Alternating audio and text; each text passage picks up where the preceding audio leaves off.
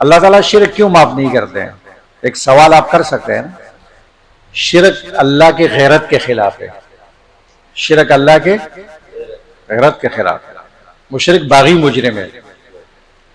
باغی کو کوئی معاف نہیں کرتا ہے. مثال بتاتا ہوں.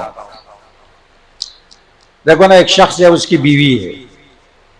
اس کی بیوی بد اخلاقی کرے، مالی نقصان کرے، برتن توڑ دے، کوئی چوری کرے، بڑے سے بڑا نقصان کرے.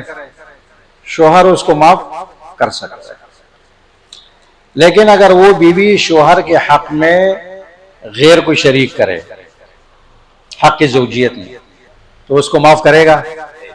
اگرچہ وہ احب الناس الیہ کیوں نہ ہو، یعنی اس کا باپ کیوں نہ ہو، اس کا بھائی کیوں نہ ہو، اس کا استاذ کیوں نہ ہو، اس کا پیر کیوں نہ ہو. اگر وہ بیوی کہتی ہے کہ کیا ہوا، یہ تو آپ کا استاذ ہے، آپ کا پیر ہے، آپ کا دوست ہے، تو وہ کہے گا کہ بھائی آپ اس کے لیے دعوت کرتی، تحفہ دیتی، ٹھیک ہے، یہ صحیح محبت ہے. لیکن ایک حق تو میرے ساتھ خاص تھا، اس میں کسی کی کہاں گنجائش نہیں. کوئی انسان اپنی بیوی میں شرکت برداشت کرتا ہے؟ نہیں برداشت. اس کا خاص حق ہے نا. صرف بلا تشبیہ، توحید، عبادت، یہ صرف اللہ کا حق ہے.